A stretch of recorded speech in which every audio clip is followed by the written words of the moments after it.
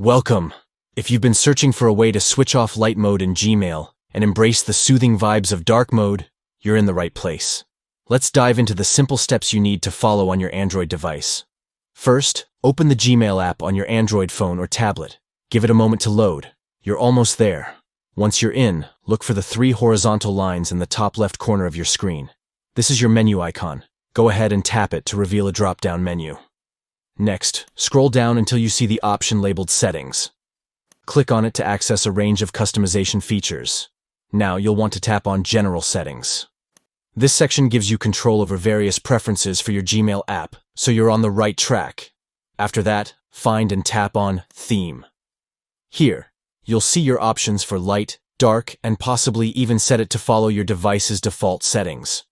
Finally, select Dark. It's that easy. Your Gmail will instantly transform into dark mode, providing a more comfortable viewing experience, especially in low-light environments.